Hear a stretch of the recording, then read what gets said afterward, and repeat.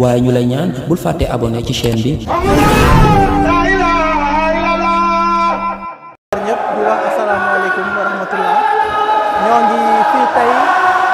ci diggu stade Marius Ndiaye ngir amal suñu deuxième édition guddi Zikrillah organisé par disciple Cheikh Moussa Cissé yëpp tey mbooleemu njabootu Cheikh Moussa Cissé daje nañ ko mbooleemu njabootu Cheikh Moussa yi nekk ci gox-goxaat yi ba xam Dakar la ba xam Thiès la ba xam Kaolack la ba xam Tamba la ba xam Casamance la Kaffrine la fépp dagg nañ seen yiite yëpp ñëw tey si bés bii ñëw ci woote bii nga xam ni ñëw ci baat bii nga xam ni moom la ñu Cheikh Moussa Cissé jox mu laa ilaaha illallah tey lépp lu fi am suba ba ngoon Cheikh Moussa la baatu laa ilaaha illallah lañ fi tudd baatu laa ilaaha illallah lañ fi waxtaane baatu laa ilaaha illallah lañ fi sàbbal ñu ngi nuyu ñëpp di sant ñëpp ñi nga xam ne ñëw nañ ci bés bi deuxième édition bi vraiment c'est une réussite totale di jiital ci nuyoo bi si sant bi Seydina Aliou Cissé ñambe borom daaru ba pare ñu jël nuyoo bi ak sant bi tegaat ko ci mbooleem sang yi nga xam ni teew nañ ci bés bi ñëpp bëgg nañ góor yàlla yi ñëpp bëgg nañ ci tey jii nii lii nga xam ne taxawal nañ ko fi ku gis kuréel bii ku gis ndaw ñii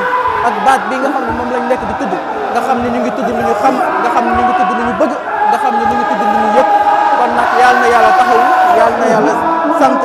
yàlla na yàlla bëgg ñun suñu xol yu bëggee ba ñu mën koo teewee troisième édition incha allah. waaw parce que Marius Ndiaye nekk na bërëb bi nga xam ni tey mooy bërëb bu gën a mag en terme de place yi ñu war a mën a am Marius Ndiaye nekk na bërëb bi nga xam ni tàmm nañ koo gis ñu fay organiser ay événements yu mel nii waaw lu ci mel ni waa kër Maam Cheikh Ibrahima Fall waa kër Moukabaro sëñ Modou Kara dañ fi def seen Zikrillah kon tey bëggoon nañ wane liggéeyu Cheikh Moussa fi mu toll ak ñi ndaw ñi ni ñu gëmee Cheikh Moussa ak ni ñu ko toppee moo tax tey jii nii lii yëpp ñu am ko ci booloo ngir mën a yëkkati di wane ki nga xam ni moom moo ñu jox leer ki nga xam ni moo ñu génnee ci loolu. Marius Ndiaye bi réew si Cheikh Moussa réew si taalibe Cheikh Moussa yi. déedéet Marius Ndiaye taalibe Cheikh Moussa yi nekk Dakar rek xajuñu biir Marius Ndiaye taalibe Cheikh Moussa yi nekk biir Dakar xajuñu stade Marius Ndiaye xëy na temps bu ñu amoon pour pouvoir préparer bés bi mobilisation bi mu war ak góor yàlla yi nga xam ne yu bëri tey jii ni ñu nekk ci biti ñëpp bu ñu duggoon ci salle bi amaana day fees bu ñu fi ñu am place yi ñu toog Cheikh Moussa Cissé li mu am ci mbooloo tey dañuy faral di ko wax amul benn sëriñ tey Sénégal bi nga xam ne moo ëpp kuréelu Cheikh Moussa Cissé bu ñu leen boolee ñoom ñëpp tey Sénégal amul kon ku nit ñi gëm la ku ndaw ñi gëm la ku mag ñi gëm la te ki wooteel yàlla la te yàlla ngërëm na wooteel.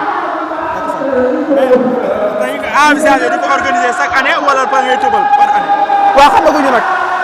xamaguñu